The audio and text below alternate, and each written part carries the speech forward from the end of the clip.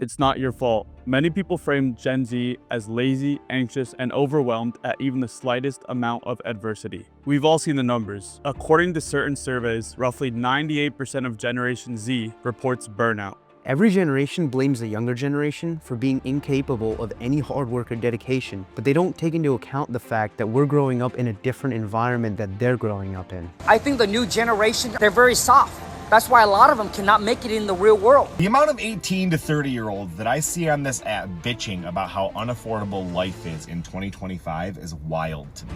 Basically, today's people are too soft. Kids are too soft, the new generation's too soft, Gen Z's too soft. In this video, we delve into the real reason why so much of Gen Z faces burnout and anxiety. And if you're a part of Gen Z and you're watching this, no matter what people tell you, it's not your fault. This is simply the ambition trap.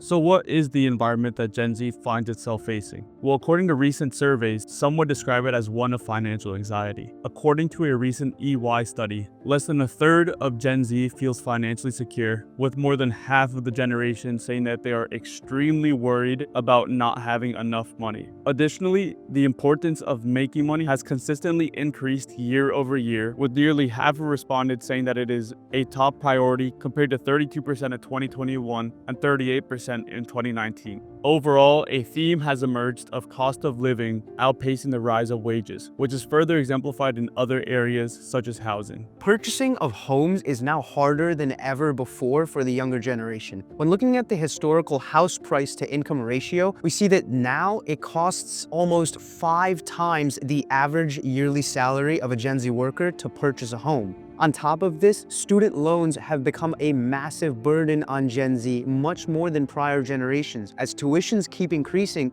but the salaries and wages for these degrees stay flat. The reason that Gen Z has been labeled the generation of financial anxiety is because survival literally feels uncertain. Many people report not knowing how they're gonna pay their next month's rent. I make over 3 times the federal minimum wage, and I cannot afford to live. We are set up to fail as Gen Z trying to be homeowners. My Gen Z students told me the only way that they would own a house is when their parents die and they inherit it. Now, when you couple this with the work anxiety that they already have, resting feels irresponsible, slowing down feels almost dangerous, and burnout becomes inevitable because your mind literally never gets a break from thinking about things that are constantly stressing you out. Before we go any further, we do want to be completely clear about something. This video is not about saying that previous generations did not struggle. Every previous generation had its own version of pressure, and in many cases, those were harsher than the ones that Gen Z faces today.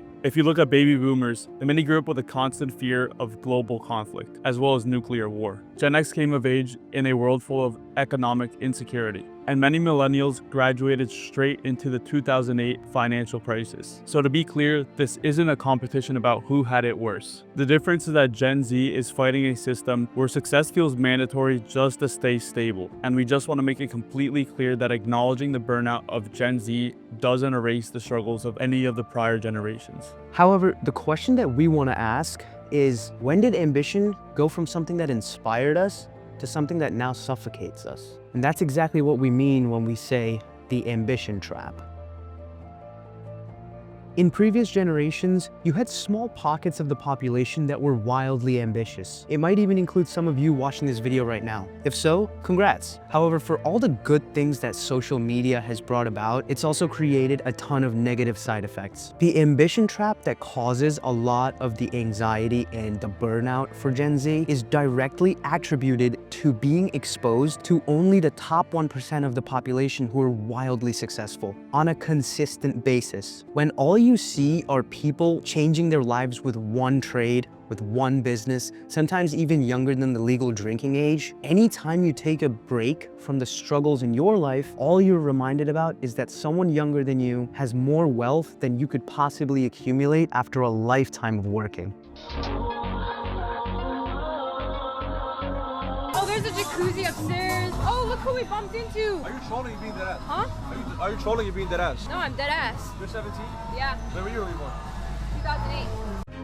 Maybe we can join the crowd. Life is cool. Boys, I literally woke up on a random Tuesday morning and I went and spent $50,000 on jewelry. At the end of the day, comparison is a thief of joy, and comparison is the real catalyst behind all of this burnout and anxiety. And when it's so readily accessible, 2 clicks away, it consumes not only you, but your drive. Think about it. When was the last time that you accomplished something before taking a break on your phone just to see an 18-year-old in Dubai driving Lambos and partying on yachts? And again, this isn't to discredit them or the work that they put in, but what you have to understand is that not only is it about your journey and your journey alone, but what you are seeing on social media is what less than 1% of the population experiences. When you couple this with financial anxiety, as we were talking about earlier in this video, ambition just really isn't optional anymore. That's the ambition trap. Unfortunately, the days of having a good middle-class life seem to be seeping away. Much of today's Gen Z feels that if they are not ultra successful, then they are simply wasting their lives away. Now, another thing that contributes to this issue is outdated workplace systems. Because Gen Z is always comparing themselves to what's possible at the top 1%,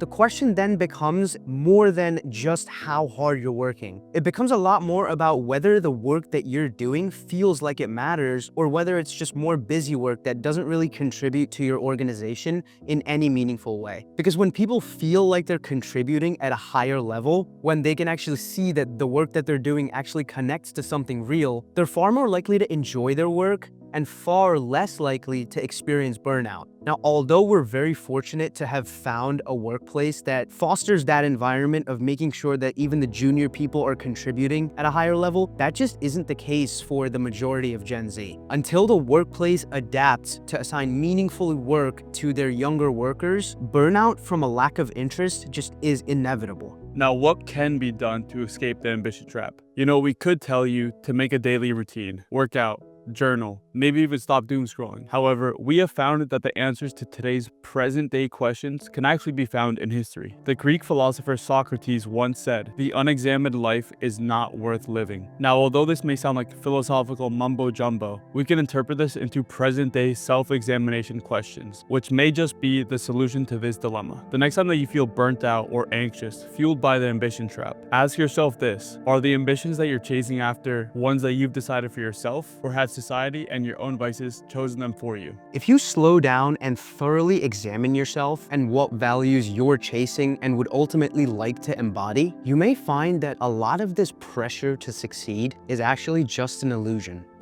that has gotten in the way of you living a life that you want and not one that society has deemed worth living. Thank you guys for sticking around till the end of the video. If this content resonated with you, you're not alone. If you'd like to learn more about the realities of today, please subscribe and like for more. We really do appreciate it. And if you'd like to see something else covered, make sure to drop a comment below. Be sure to turn on the bell notification so that you don't miss another video. Thanks again for sticking around till the end, and we'll see you in the next video.